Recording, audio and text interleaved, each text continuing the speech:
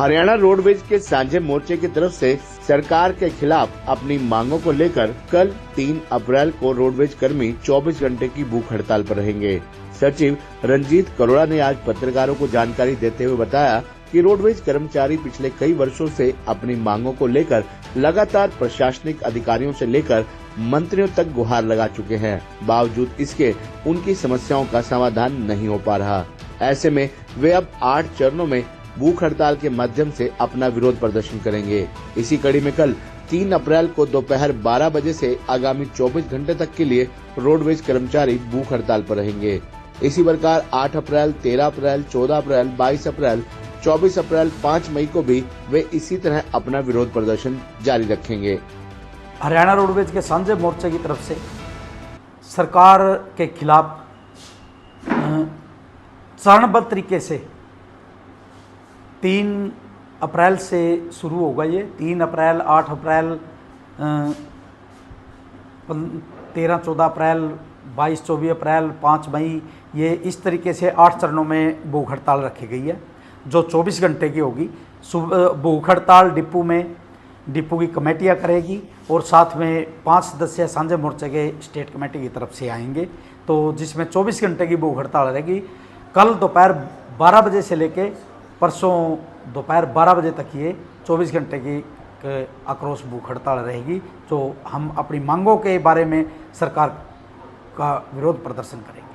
Sir, क्या मांगे हैं इसमें? हमारी मांगे हैं, हमारी सांझे मोर्चे की 2023 में भी, 2022 में भी, 2024 में पूर्व परिवहन मंत्री असीम गोयल जी और मुख्यमंत्री के प्रधान सचिव जो वी उमा शंकर जी उस समय थे, और परिवहन आयुक्त और निदेशक वगैरह सभी उच्च अधिकारी थे, उनके साथ सांझे मोर्चे की बातचीत हुई थी। उस बातचीत में परिवहन मंत्री जी ने रोडवेज के कर्मचारियों की मांगों को जायज़ मानना था और 32 सूत्रीय मांगे थी। हर साल ये मांगे बढ़ती जाती है, तो वो मानना था और उन्होंने 15 दिन का समय दिया था, खुद परिवहन मंत्री जी ने और वी उमा शंकर जी ने। मुख्य मांग क्या थी? मुख्य मांग थी जो रोडवेज के कर्मचारी है उनको 33 अर्जित अवकाश मिलते थे,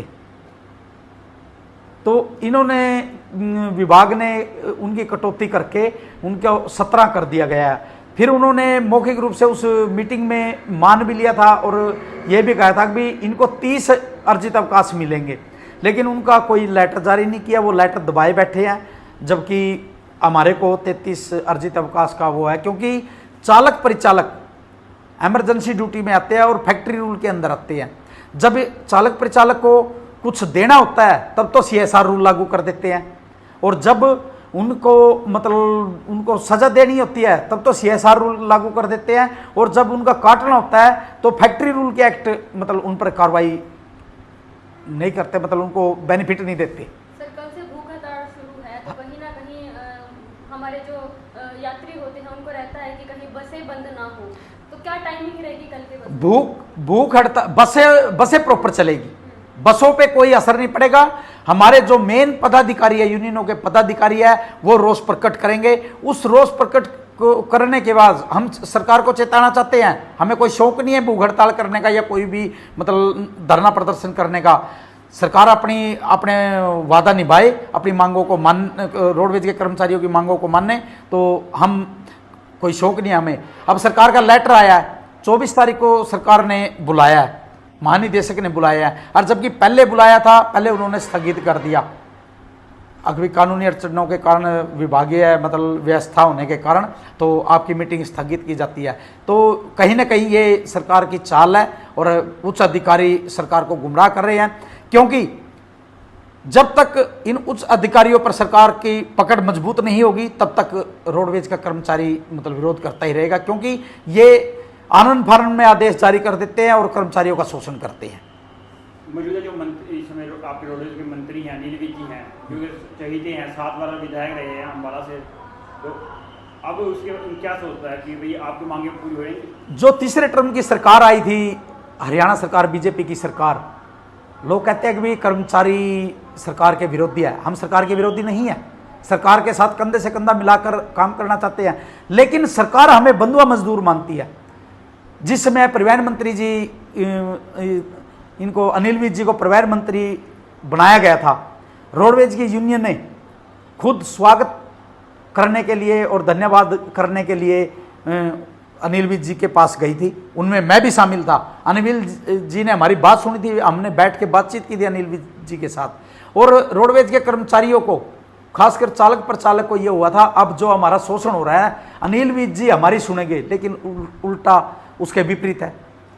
अनिल विज जी ने आज तक किसी कर्मचारी की कोई समस्या नहीं सुनी, बल्कि आनंद फानन में आते हैं, किसी बस स्टैंड पे आते हैं तो किसी कर्मचारी को सस्पेंड कर देते हैं, सफाई नहीं है, उसके नाम पे बस पे धक्का लगाना पड़ गया, एक चालक को सस्पेंड कर दिया, जबकि उस चालक ने बहुत अच्छा कार्य किया था, क्योंकि वो बस वहाँ खराब हो गई थी तो प्राइवेट वालों का उसके बाद टाइम था, प्राइवेट वालों ने दबाव डाला अपनी बस को हटाओ, तो उस चालक ने कहा 2-4 बंदे धक्का लगा दो, मैं वर्कशॉप में जाके ठीक करवा लाता हूँ और तो बस ठीक हो जाएगी। और परिवहन मंत्री जी ने कुछ नहीं सुनी, उल्टा उसी चालक को सस्पेंड कर दिया। इससे परिवहन मंत्री के खिलाफ निराशा ही कर्मचारियों के मन में आई है, क्योंकि जिस समय कर्मचारियों ने लड्डू बांटे थे, अभी परिवहन मंत्री जी कर्मचारियों की समस्याएं सुनेंगे और अधिकारियों पर नकेल कसेंगे, लेकिन उसके उल्टा विपरीत हो रहा है।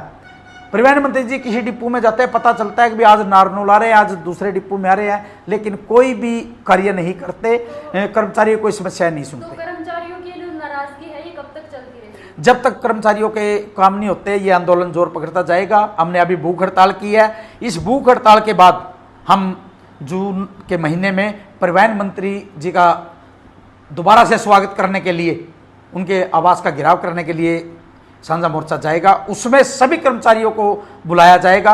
उस समय हो सकता है रोडवेज के मतलब जो बसें चल रही है उन पर भी प्रभाव पड़े, लेकिन धरना जो अभी भूख हड़ताल है इससे बसों पे कोई फर्क नहीं पड़ेगा, बस जो की तो चलती रहेगी। जो आपकी कल भूख हड़ताल है ये पूरे हरियाणा जिले में उसमें रहेगी, राज्य में रहेगी कि भाई अपने ये गिने चुने 3-3, 4-4 डिपो चुने गए हैं। उन डिपों में ज्यादा से ज्यादा संख्या में कर्मचारी बैठेंगे, 21 कर्मचारी कम से कम बैठेंगे, उससे ज्यादा भी हो सकते हैं। क्या पूरे प्रदेश में होगी कल हरियाणा में? नहीं, कल पूरे प्रदेश में नहीं है, कल 3-4 डिपो में है, उसके बाद फिर 3-4 डिपो अगले 4 चरणों में है ये। हे डैड, चंगी तरह खेडी चैंप। Any doubt? किदा खेडी अच वेखो, सुके सुके दाग वेखो। नो डाउट इन्ना सुक्के दागा ਲਈ ਹੈ ਸਰਫ ਐਕਸਲਮੈਟਿਕ ਹੁਣ ਨਵੇਂ ਪੈਕ ਵਿੱਚ SPP ਟੈਕਨੋਲੋਜੀ ਦੇ ਨਾਲ ਇਹ ਜ਼ਿੱਦੀ ਸੁੱਕੇ ਦਾਗ ਕੱਢੇ ਸੈਮੀ ਆਟੋਮੈਟਿਕ ਮਸ਼ੀਨ ਵਿੱਚ ਹੀ। ਐਨੀ ਡਾਊਟ ਨਵਾਂ ਸਰਫ ਐਕਸਲਮੈਟਿਕ।